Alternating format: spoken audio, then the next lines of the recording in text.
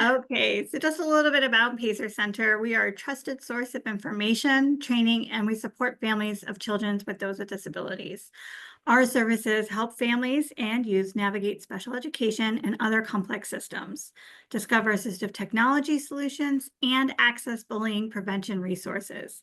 We are the only organization in Minnesota that provides support for families of children and young adults with any disability from birth to age 26. Also note, please, that Pacer Center is staff. We are not acting as attorneys. We cannot give legal advice, and the contents are for informational and educational purposes only, and it is not legal advice. If you do have legal questions, you should contact an attorney. And I am Colleen. I am a parent trainer and advocate here at Pacer Center. I have 3 children, 2 of whom have disabilities. I have been attending IEPs for, let's see, about 14 years now. I have sat in these special education meetings as a parent, as an educator, and I've learned the importance of knowing my rights and how to be prepared to advocate for my children's needs. And I'm Robbie Weil. I also came to Pacer after 3 decades as an educator. 2 of my now grown children receive special education services, but I never knew to contact Pacer. And as a teacher, embedded in the system, I thought I understood the process. And I literally spent my first month at Pacer realizing that I had had no clue and trying not to second guess how my own children's trajectories could have been shaped differently. Just a quick toot here for our Pacer Gala coming up on Saturday, May 10th. It's new this year over at the Marriott at Mall of America, and there's a QR code in the corner that gives you more information about our gala event. But we are very excited to see what's new this year. So let's get into the meat of what we're doing today. Our focus is communicating effectively with the IEP team when you're advocating for your child's educational needs. We are focused today on the process and the options. On the process and the options because every situation is different. We created this workshop based on the number and types of situations and questions that we have received about concerns regarding bullying. We may have time for a short Q&A at the end, but please know that we will only be answering generalized questions. There will be a link or an opportunity, a QR code for you to connect one-on-one with an advocate to discuss very, very specific questions. Our goal is that you come away knowing your rights, as well as the processes and options to create a path forward as you navigate these highly charged situations. So the first thing we're going to do is review effective communications strategies. If you go to the Pacer YouTube channel, there is an archived workshop that specifically addresses these 10 strategies and how to use them year-round. It's worth checking out, so we will start by reviewing those. The rest of the workshop is going to focus on the steps that you can take to address your concerns in terms of how you respond to your child, how you can report bullying to the school, the Safe and Supportive Schools Act, and the role of the IEP in these kinds of situations. So we knew that not everyone here today has kiddos on an IEP or a 504. However, with few exceptions, these strategies can be helpful for all parents as part of the triangle of service, thinking about parent, teacher, and child in the education system. Speak the language. Education in general has its own lingo. You always have the right to have anything explained to you. It's not a sign of weakness to ask for something to be put in layman's terms. Teachers often forget that they have their own terms, acronyms, and phrasing that may not be understood by parents.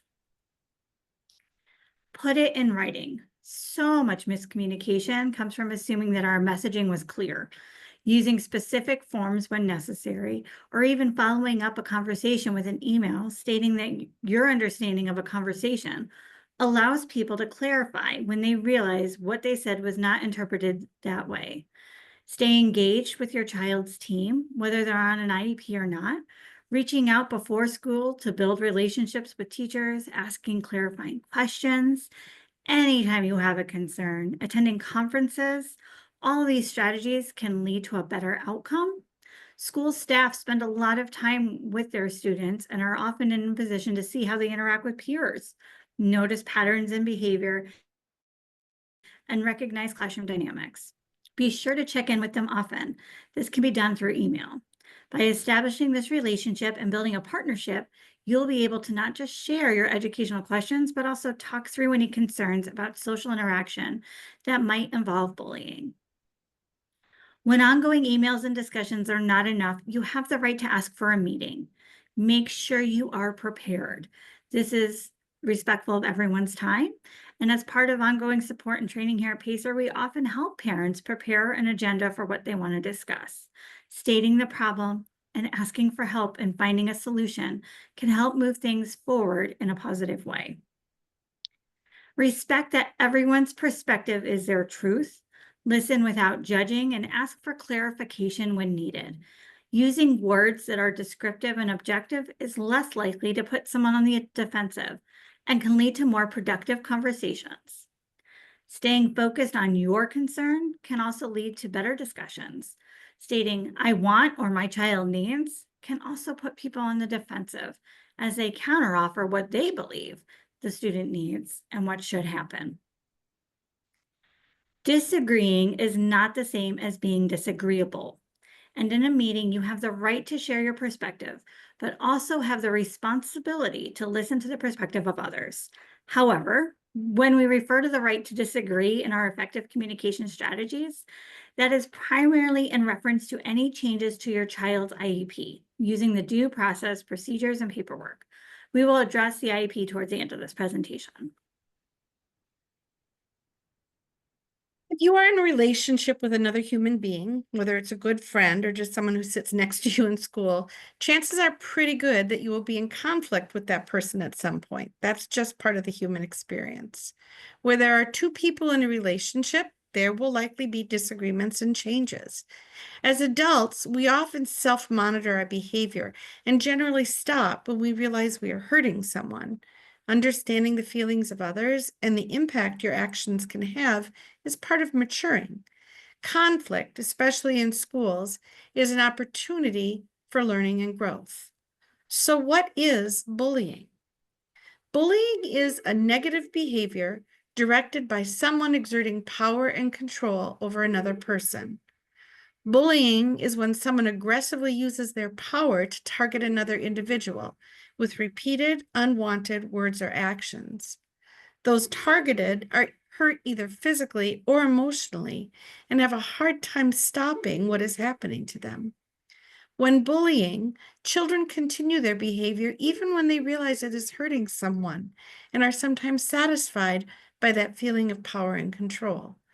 Many definitions indicate that bullying is repeated or chronic, with the behavior directed at an individual over a period of time. However, the reality is that bullying can also be circumstantial, the result of a single situation, such as a social media post reaching thousands.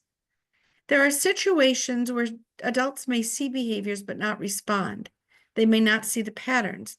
They may not understand that depth. They may buy into old ideas that it is part of childhood, or they simply may not know how to respond. But it is also important that children who engage in these behaviors often know that what they are doing is not okay. And the older they are, they get better, the better they are at engaging in these behaviors under the radar. We prefer to use the word target as opposed to victim. The term victim can imply that someone has no power and is helpless to change what has happened to them. Although those targeted by bullying can feel powerless to stop it, labeling someone as a victim suggests that that person was, is still, and will continue to be helpless and without options. Using a more neutral term, such as target, implies the possibility of change in the bullying situation and empowers the person being bullied to feel that they can do something to alter their situation. When youth are labeled as victims, this can send the message that they are weak or deserving of pity from others. Actually, they may need help to stop the situation and manage the bullying and need the tools and support to advocate for him or herself. We also prefer the term the person who bullies as opposed to the bully. Bullying is a behavior, not an identity. Labeling a student as a bully can have detrimental effect on their future and often limits their ability to change their behavior. Students can have multiple roles. They can be the one subjected to bullying and the one who bullies. Strategies that focus on holding students accountable for their behavior, but also empower them to change that behavior, are more effective than punitive punishments and peer mediation in bullying situations. The roles of target and initiator are relatively easier to understand, but the children who witness bullying have an incredibly powerful role in the situation.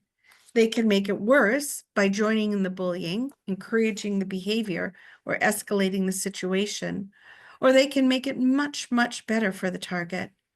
Some bystanders directly intervene by discouraging the person doing the bullying, defending the target, or redirecting the situation away from bullying. Other bystanders get help by rallying support from peers to stand up or by reporting to the adults. Students are powerful in these situations because they often know about bullying long before the adults. They know the culture of their school and who is vulnerable to bullying. They usually don't like the bullying, but aren't sure how to help. They often see this as an issue they can make their own, and if they can act with support, they are a powerful group to engage. By showing support for the target, or even by just not joining in, bystanders can change the course of the situation. Nearly 60% of bullying situations will end when a peer intervenes. When your child sees bullying happen, they can make the difference. Talk a little bit about what bullying is not. Bullying can negatively impact a child's access to education, and that can lead to school avoidance and higher rates of absenteeism, decrease in grades, inability to concentrate, loss of interest in academic achievement, increase in dropout rates. Bullying can also lead to physical and mental health problems, including headaches and stomach aches, sleeping problems, low self-esteem, increased fear and anxiety, depression, and post-traumatic stress. Bullying also impacts students' sense of safety and well-being, such as self-isolation, increased aggression, self-harm and suicidal ideation, feeling of alienation at school, fear of other students, and retaliation. But bullying is not harmless teasing. It's not a part of growing up, and it's not something kids need to toughen up about. So what do you do when your child reports bullying? And I think this is whether they share that they have been the initiator and are having regrets about that, or that it's been happening to them. The first thing to do is to listen. Do not discount, do not blame. This is not the time to discuss perspective, antecedents. Just support your child and clarify conflict versus bullying. When you first discover that your child is the target of bullying, you may feel a variety of emotions, from anger to fear to sadness. I know that I did. These reactions and emotional responses are natural for parents and guardians who want their child to feel valued, protected, and loved. To become an effective advocate for your child, it is important to acknowledge your own emotions and then focus on developing an action plan to help your child. Reinforce that it is not their fault, they are not to blame. They are not alone. You and other adults are here to help. It is the adult's responsibility to make the bullying stop. It is never okay, and all children have the right to be safe. No one deserves to be bullied. Everyone deserves to be treated with respect. And again, everyone has the right to feel safe at school. Some reactions to avoid. It's not helpful to tell your child to stand up to the bully. That can imply that it's your child's responsibility to handle the situation. And while there is a ring of truth to this statement, being assertive is often a good skill or response. Sending your child back into the situation without further information will probably cause more harm. A more effective response is to brainstorm options with your child about what you can do as a team to respond to the situation. Telling your child to ignore the one doing the bullying. This is easier said than done. Your child has probably tried to ignore the situation, which is a typical response for children. And if that method, however, if that method had been effective, there wouldn't be a need for your child to seek your help. It is often difficult to ignore someone who is sitting behind you on the bus or next to you in class. In addition, if the student who is engaging in the bullying realizes that their target is purposefully ignoring them, it can actually ignite further bullying, escalating it, since that response provides the sense of power and control that is being sought. This is a tough one, and I engaged in this, taking matters into your own hands. A normal gut response from parents is to try to fix the situation by removing their child for harm. I actually marched over to someone's house. For example, a parent might call the parents of the student who's bullying, directly confront the bully. But remember, when children tell you about bullying, they are looking for guidance to a solution that makes them feel empowered. Involving them in the process of determining next steps is empowering. Typically, calling the other parent or directly confronting the bullying student is ineffective. It can also be a shock to discover that your child has engaged in bullying behaviors. Reframing the focus from labeling them as a bully to referring them to as a child with bullying behavior recognizes the capacity for change. Talk with your child. Children may not always recognize that their behavior is bullying. They may see it as just having fun or teasing and not realize the impact it has on another child. Help them understand what defines bullying and emphasize that this is never appropriate. Explore the reasons for the behavior. Find out why your child is behaving in a way that is harmful to others through an open, non-judgmental discussion. Here are some helpful tips for that conversation. Children who bully often lack awareness of the feelings of others or how their actions may impact. Try to understand your child's feelings and help your child appreciate how others feel when they are bullied. Let your child know that everyone has feelings and that feelings matter. It may be that your child is engaging in these behaviors because they are also experiencing them and looking for a place to feel power that they don't feel in those other situations.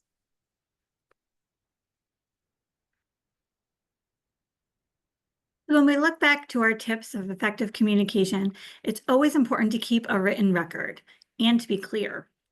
Content should include written information about the bullying incidents, date of the event, persons involved, and the child's account of the event.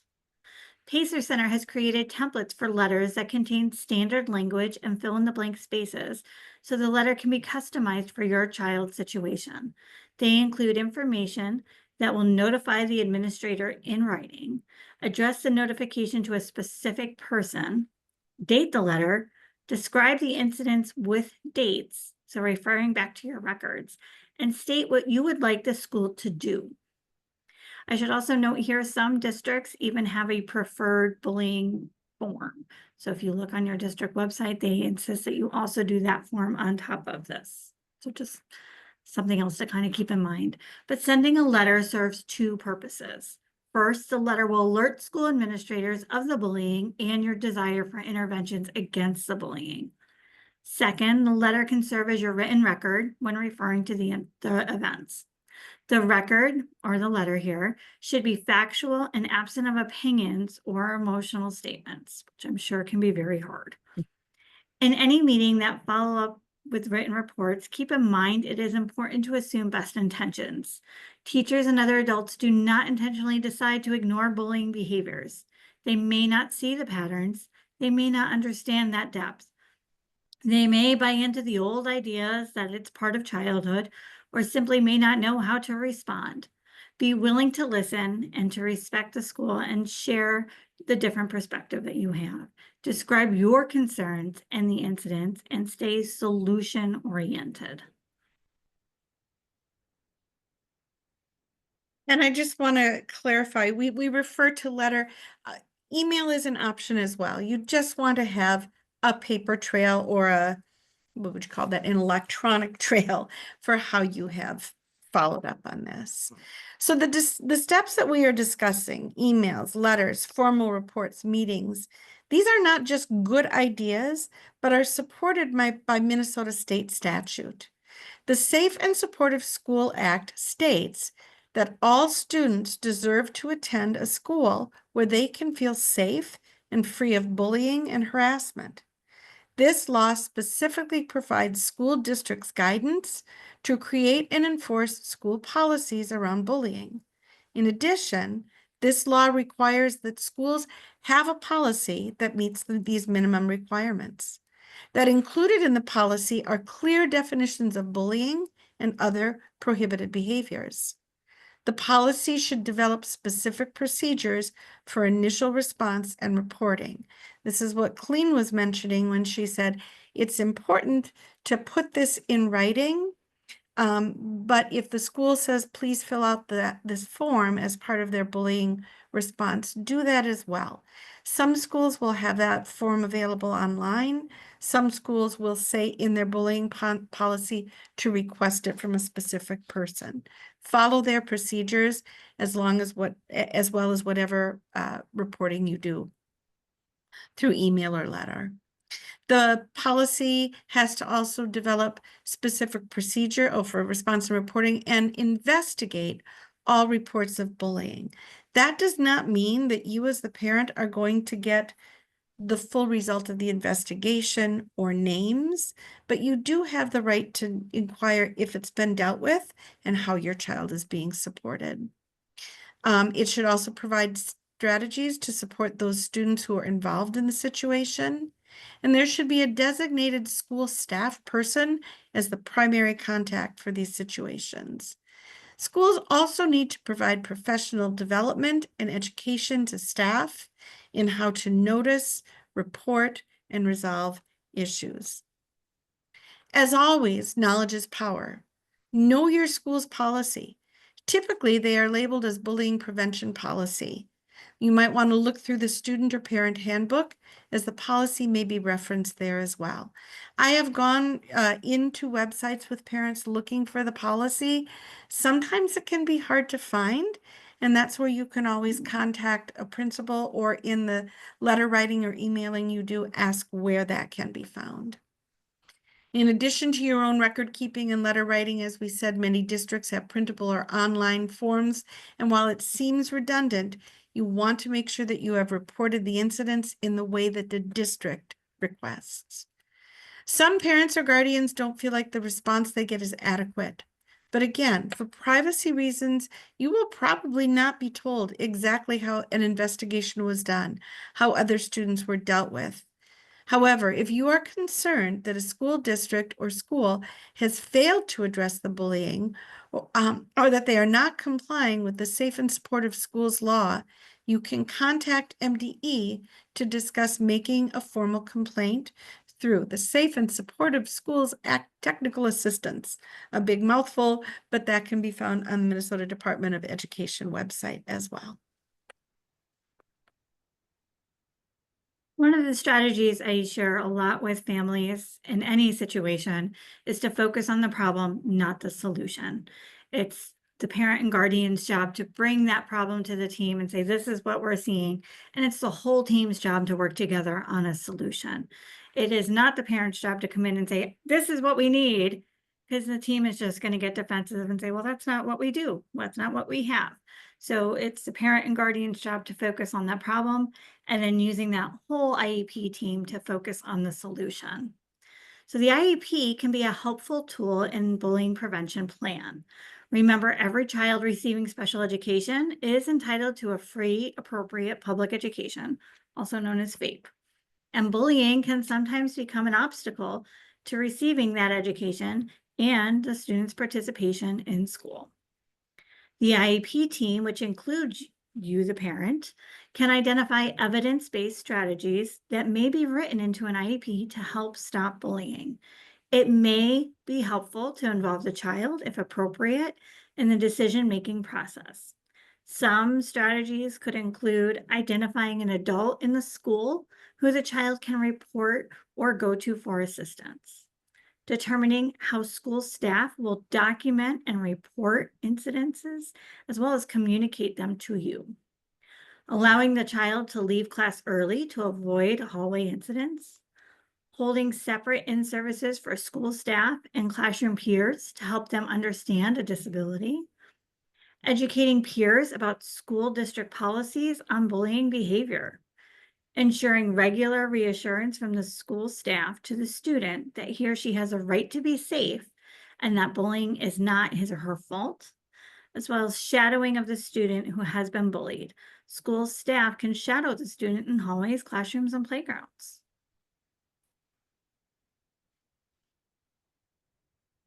There are so many resources available. And again, we cannot go into all of them. Somebody asked about training for kiddos who are doing the bullying.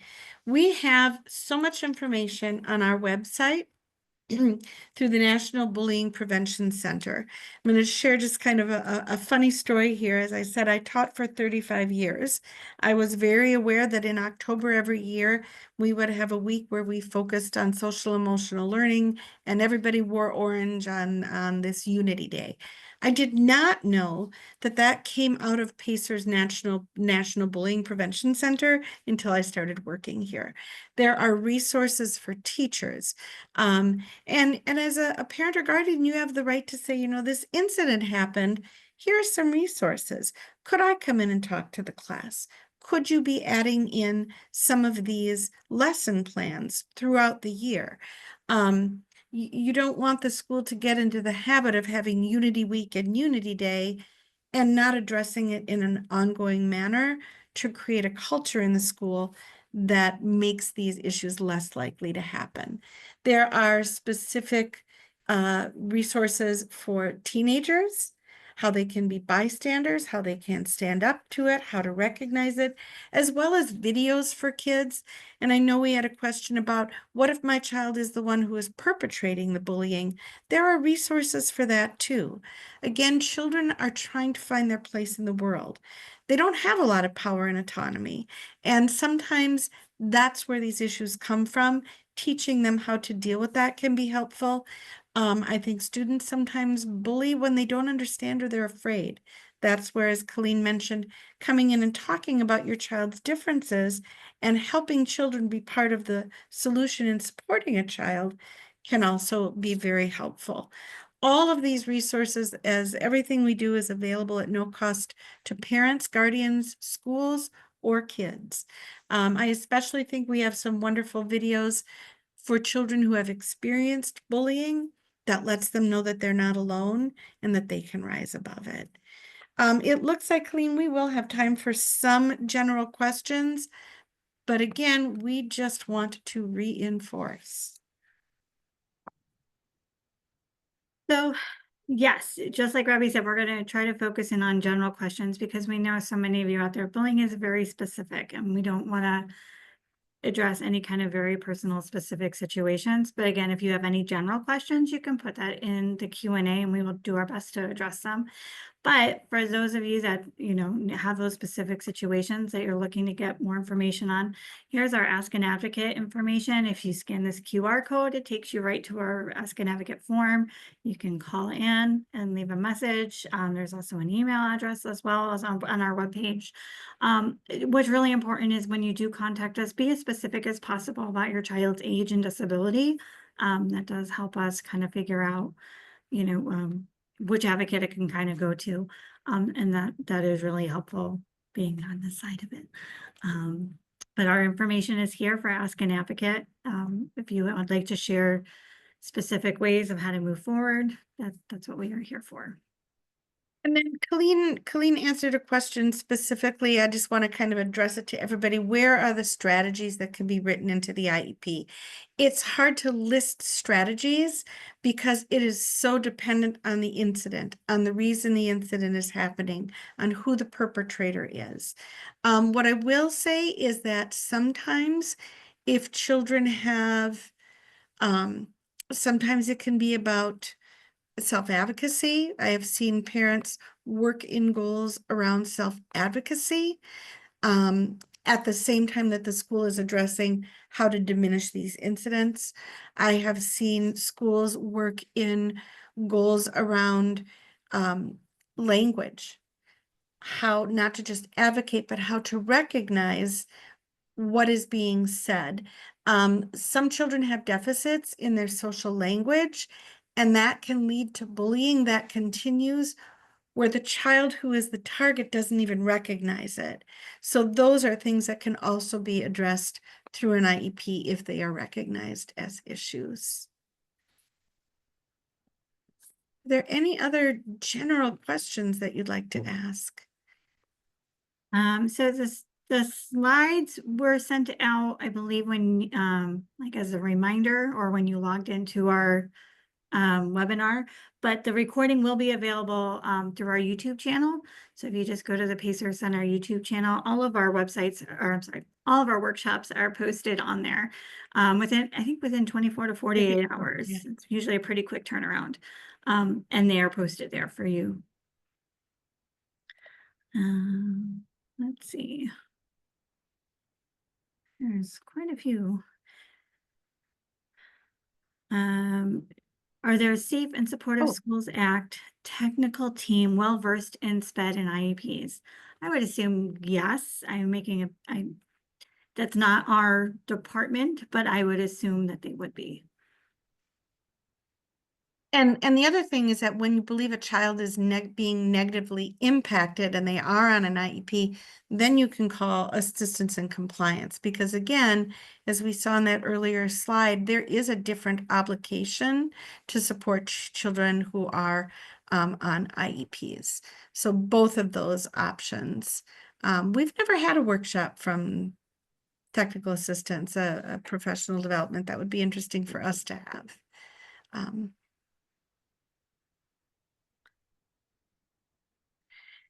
So there are what is assistance and compliance? Assistance and compliance is an arm of the Minnesota Department of Education that specifically deals with potential violations of special education due process, FAPE, least restrictive in environments. We do not have, there's a question here about resources and videos specifically with certain profiles.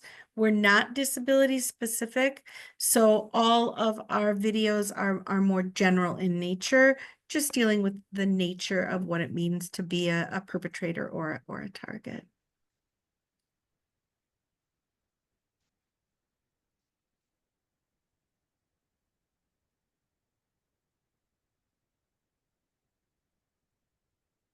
Question about the transcript. I believe that when you watch the video, you can close caption it, but I don't believe there's a separate transcript. There's a question in here about due process in regards to school procedures. So when we talk about that, it's in regards specifically to the IEP and the IEP process.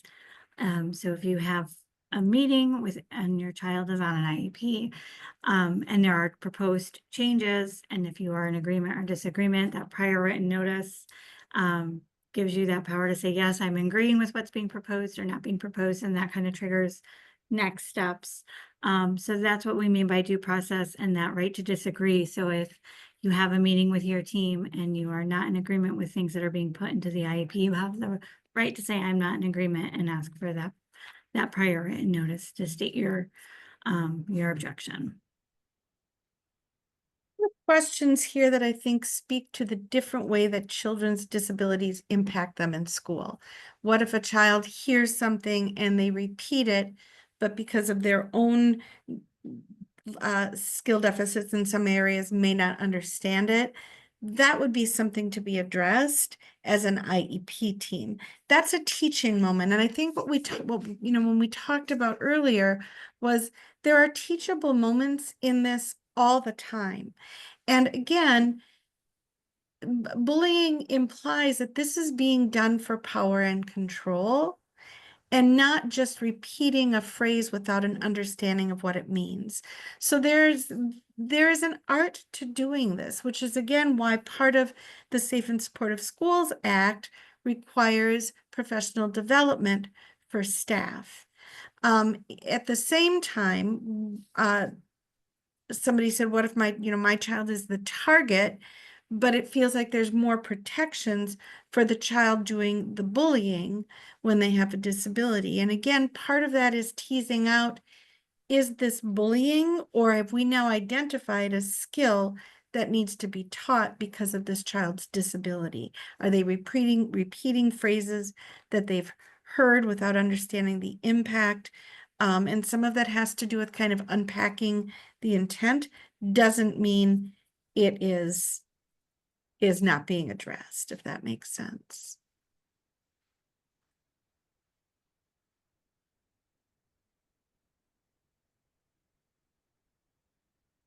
There's a bunch that came in and it keeps moving me up. So it's hard to start reading and it just moves again. Let's see. What is a good example for elementary to intervene with someone being bullied? I'm not quite sure, I think every classroom teacher will view it differently. What I would say is if it is affecting anybody's learning or anyone's experience at school, that is, that's a cause for concern and a cause to have that next step conversation. I think in many schools, there are so many resources for classroom teachers to address. Is it a simple situation or is it a whole classroom situation? Is this one group of girls or boys, or is it the grade wise and we need to kind of sit everybody down as a grade and go through this? There are so many resources out there for teachers to share with their students, guidance counselors and social workers to come in and do small little units and resources to share with these kids. So I would say there's no amount of small bullying that would be considered here. I think it's a matter of alerting the teacher this is a bigger problem than we think, and how to, what's the next step forward? What are some other options that we have? But then again, that's a conversation between you and the classroom teacher. There are a couple questions here about children with disabilities. Can children with disabilities be the perpetrator? And are they held to a different level of accountability? Absolutely. Anybody can be a perpetrator. Again, it goes back to that definition of bullying. And you talk about intent versus impact. Impact holds more weight. But when you talk specifically about bullying, there is an intent there. So again, children with disabilities who are engaging in bullying can be held to the same standard unless there is something written into their IEP about discipline.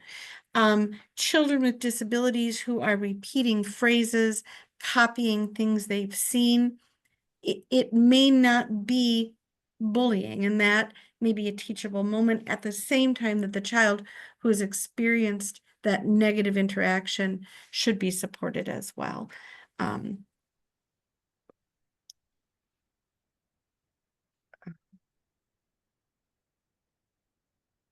Question here about what if your child says, don't tell anybody, it's going to get worse. I think a part of what we do is teach our children that they can do hard things, that they have the right to feel safe. And part of it comes from how you work with the school and how the school follows through. And I would be just having those conversations with your child. What are they afraid of? And share that when you report it, when you have a meeting. Here's what's happened in the past. But I think it's important to teach our children that they have the right to speak up for themselves. If your child would rather have you write it, or if they would rather talk to their teacher with your support, there's no hard and fast, this is how you should do it. In a situation like that, if that makes sense. I would be starting with a one-on-one with the teacher and engaging support to decide how to help your child move through that. There's a question here about kiddos on a 504, and how do they have similar protections with students who are on an IEP in regard to bullying? What I would say to that is, yes, very similarly, those strategies that we talked about were, shadowing a student to class, extra time in the hallways, those can all be added to a student's 504. It always comes down to need. What need does your child have in regards to protecting from that bullying situation?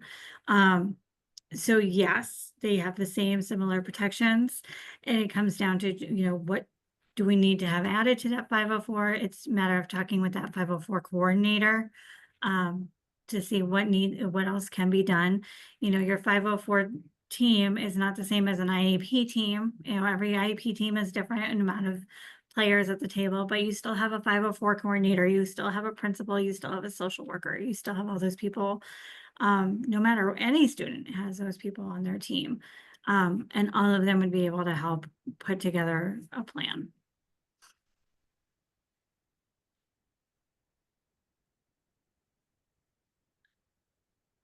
There's a question here about how do you distinguish between ordinary peer conflicts and bullying? And again, it has to do with, is this repeated?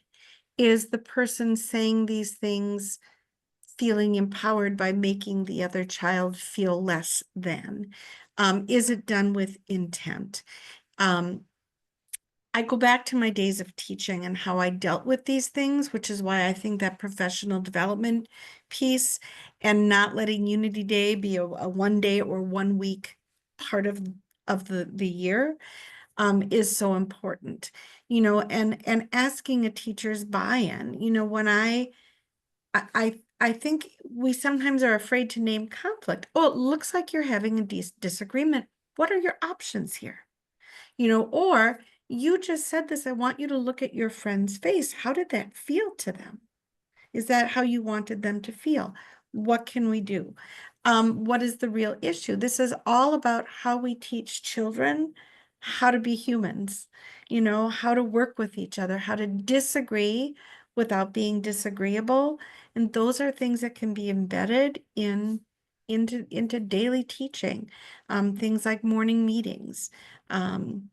Those are all ways that these things can be taught in an ongoing way. And if you feel that's not happening, get involved in your school. Oh, Unity Day is coming up. Great. I'd like to do this, or, send me things to cut out at home because of my work schedule. Can I come in and talk about this? How are we going to carry this forward?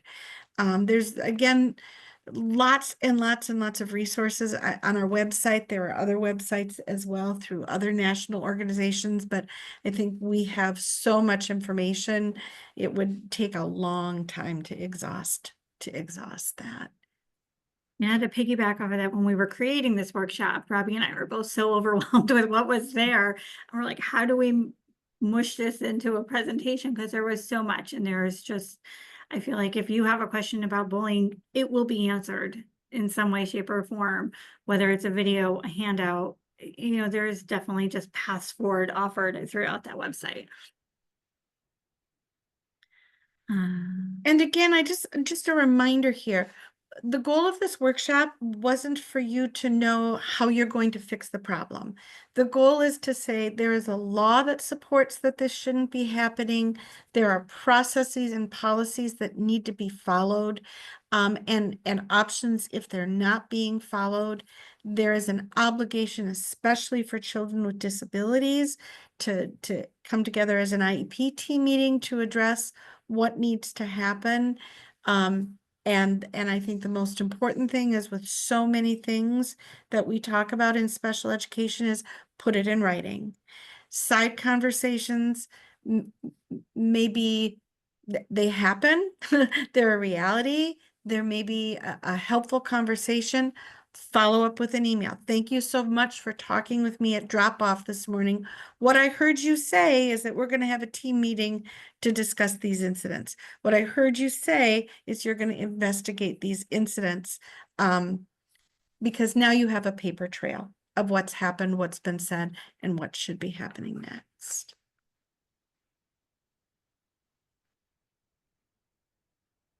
There is a question here about secondary students, so kiddos in that middle school and high school age. And I do kind of think, believe it or not, you're just kind of shifting that lens and you're looking at that need. So, what is the need of the student? What is the need of the target and the child doing the bullying?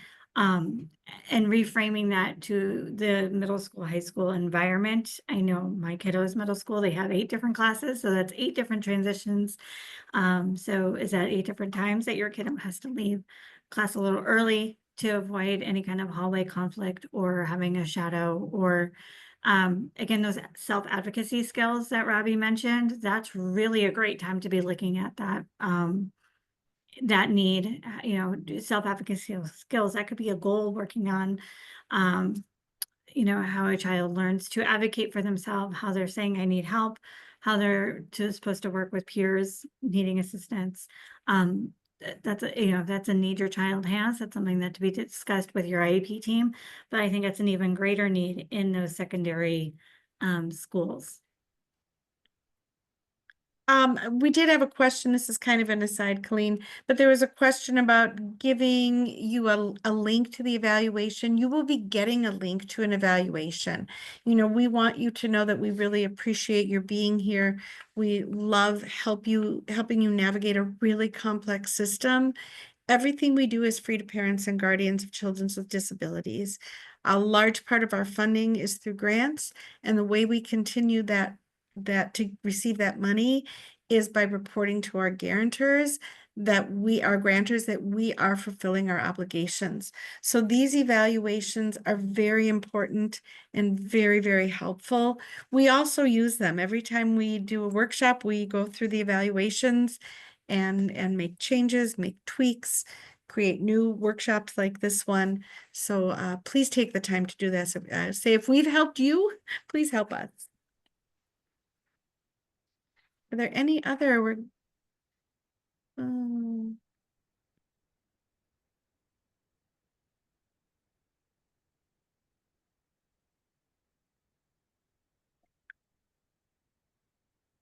This question about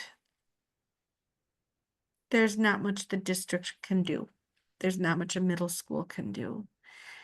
I think there's a reality here that you can follow all these procedures. Doesn't necessarily mean that things are going to stop. I don't think adults get to use that as an excuse to not take action. And I think there is a responsibility, and I think Colleen was just alluding to this as well. We can't make the world perfect. We can't. And that's, like we have both said, that self-advocacy, that should not be the default for a school. The default should not be, well, we can't do anything about it. Teach your kid to, buck up. That's not acceptable. At the same time, as parents and guardians, we know that we can't make the world a completely safe place. School is different, but that's where those self-advocacy skills can be very, very, very helpful. And sometimes that can just mean demystifying things like, oh, you're right, I do have a brace. Would you like to know why I wear that? How as children get older and mature, they can learn to not allow the power that somebody is looking for. Hope that answers that a little bit. Very complex. Yeah, and Colleen, I think I'm going to address what I'm going to put in one last thing here. I am not, and I want to clear, I am not making excuses for the schools. But I will tell you, as a teacher, sometimes they truly don't know. And that's why the reporting and the sharing is so, so important. I was a strong teacher, did a lot of social emotional learning, and I had a year where I found out that not only was bullying happening in my class, but they had made me a part of it. They would come in every day and say, "Oh, here's our number of the day," and I didn't know that they were tracking um, something that was very harmful to another student. Um, and I think it's because as children get older and they learn that these things aren't okay, they also get better at doing them under the radar. I'm not saying that there aren't teachers who say, "Oh, just let it go. Oh, they're just teasing," and that's not appropriate. But I think the reality is that sometimes the schools don't know it's happening, and it's not because they're not trying to be aware. It's because children who engaged in these behaviors and are getting power from it all often find ways to do it at times in settings where it is not seen. So that again goes back to why it is so important when you hear something to share it with the school. Um, we talked about whether I should share this or not. I do not want to sound defensive at all. These things should not happen, but sometimes the schools, the teachers truly don't know. Um, so just That's why your communication is just so important, and yeah. it's not going in, all angry. It's how do we work together to fix this? Again, it's using that whole team approach to say, thank you for bringing it to my attention. What can we do? And, someone has mentioned on here, separation between the target and the student engaging in bullying behavior. Is that reasonable or common? And I'm going to say every situation is different. And that's why, if you have a specific situation, please contact us. But every situation is different. Maybe separation is not the best thing. Maybe, it's best they're trying to figure out how to solve these problems. It's different on every situation. It's different between the dynamics of the kiddos in the class and the teachers. And so again, we can't answer some of these questions because they're just way too specific, and every incident is different. It's just, unfortunately, that's the fact. But if we can give you some strategies of just options, these are options of how you can move forward and then contact an advocate, talk with your team, and see what would be best for you and your student. Because I think we would agree that we have both had situations where the parent advocates for a separation, and that is very reasonable. And I have had situations where it is not the answer. So again, that's really dependent. I do want to add one last thing. There is a difference between assault or sexual assault and bullying, and you always have the right to report that to the police. Bullying is not against the law. Assault, harassment, could be a civil rights complaint. Yeah, clarification there. And again, you will get a link to the survey. We don't have one in our slides here, but you will be sent within 24 hours, right? Another set of the resources that we share, PDF of the slides, so you can make notes across from each slide. Again, people sometimes will go in and watch the video and make notes about things they want to remember, and it will include a link to that survey. Please go to those websites. I think, as with our resource page, I was trying to keep it down to one page. I could have given you so much more. And I think every situation is different. I think everyone here is looking for a little bit different information. So to be able to go to those resources, I guarantee you there's answers out there to your specific questions. I really encourage you. I'm floored with how much information is out there, and it's available for you. It's available to students. It's available to all age students. There's just so much out there to kind of help navigate these situations. Including amazing resources to go to your school before there's an issue and say, hey, here's some great bullying prevention. Can we as parents or guardians figure out how to insert this into what our children are learning to make sure that it's less likely to be an issue? I think with that, we're about 3 minutes from 1. Thank you for sharing your lunchtime with us. Colleen, anything else you want to add? Nope, we appreciate your time, and if you could fill out the survey, we would really appreciate it. Thank you so much for being here.